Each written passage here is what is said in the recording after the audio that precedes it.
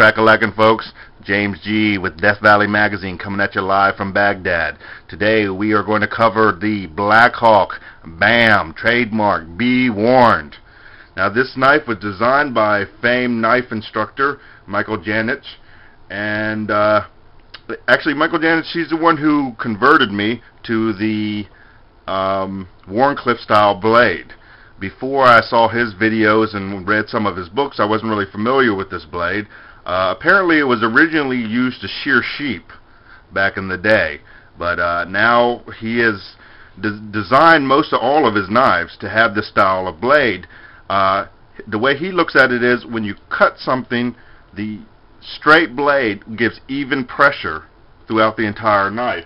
Unlike other knives who have a curved blade, that when you're cutting something, a piece of it won't make contact. So this, the whole time you're cutting something, the blade will be in contact. So it's a interesting theory which I've really been converted to, and for some time now I've wanted a folding Wharncliffe style blade. The only problem was most of them were custom made ones, like I think Snooty made one, but it was hundreds and hundreds of dollars.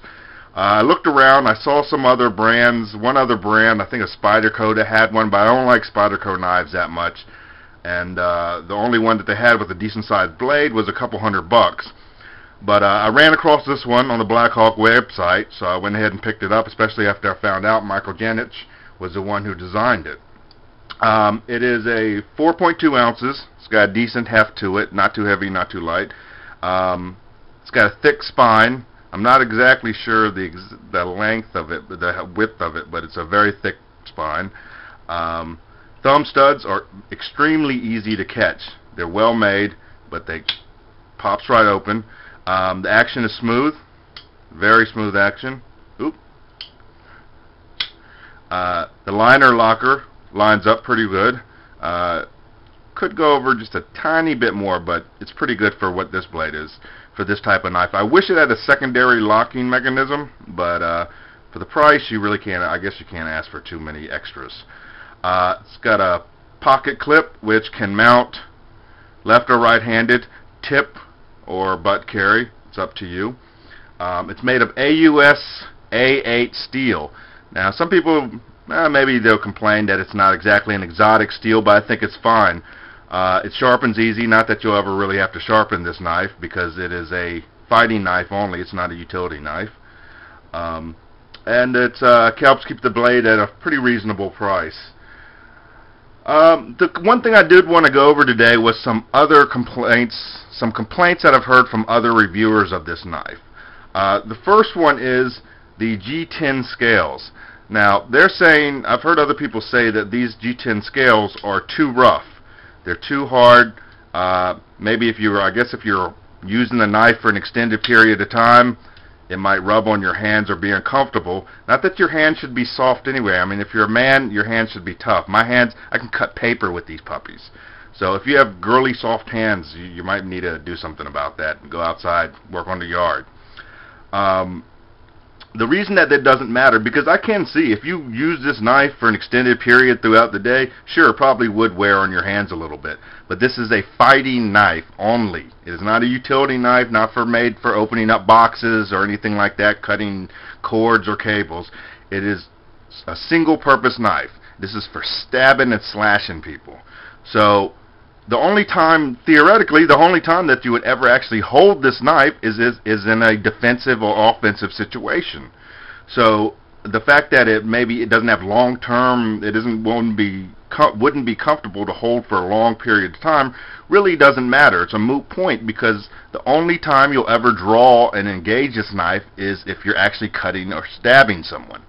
So it doesn't matter. The reason that it's extremely tough scales, and they're rough, they are very rough, is the knife will not move in your hand. These things grip like super glue. It's awesome.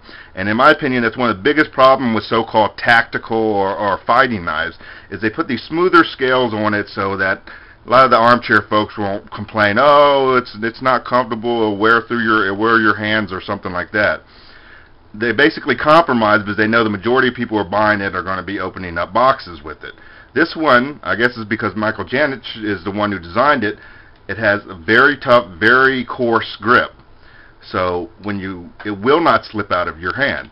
And the fact that it is rough doesn't really matter because, like I said, the only time you're ever using this is if you actually stab someone. That's not going to be a long period of time, not long enough to rub blisters into your soft little fingers. The other problem people said is because it has such a rough grip on it, the G10 scales, is when you're putting it in and out of your pocket using the pocket clip, it'll rub on the lip of your pocket and maybe rub a hole through your $100 tactical pants. Now, there's two problems with that. One is you shouldn't be wearing designer brand tactical pants. It's just silly. The other thing is this knife should come in and out of your pocket 2 times a day, in the morning and in the evening. That's it. Unless you are drawing this knife during the day, it is to stab or slash someone. It is not for other things. Like I said before many times, it's not a utility knife. It is a fighting knife only. So you're not going to have a lot of wear and tear because you're only going to take it in and out of your pants one time in the morning, one time in the evening. So it's not a big deal at all. If you did pull it out constantly, I guess if you had to stab like 80 motherfuckers throughout the day, then yeah, sure, I could see that it might rub a hole in your pants. But I doubt if you're going to have to stab 80 people at 80 separate occasions in one day, every day, then wearing a hole in your pants really isn't your biggest concern now, is it? Let me see. The other issue with this is the extremely fine tip. Now, if you look at it, you can see it's a needle-like tip. It's extremely fine. Now, people are saying, oh, this tip is too fine, it'll snap off. Yeah, it's true. I mean, if I stabbed a wall, if I tried to whittle a stick with it, eventually this would snap off because it is an extremely fine tip. The thing is that you shouldn't be whittling or doing anything else with this knife. This tip is made to puncture clothing, skin, and bone.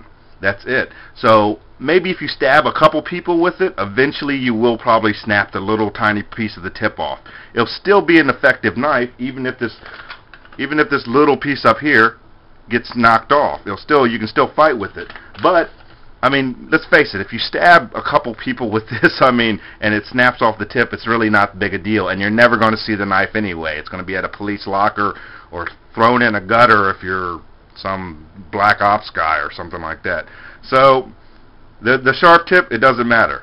It really doesn't. It's a non-issue that this could break off, because the only time it should break off if it maybe the second or third dude you end up stabbing in the sternum. So that's not an issue either. So those are two things that I just wanted to go over because it kind of bothered me that it keeps getting mentioned over and over again. Overall, I think this is an excellent knife. It costs, how much does it cost?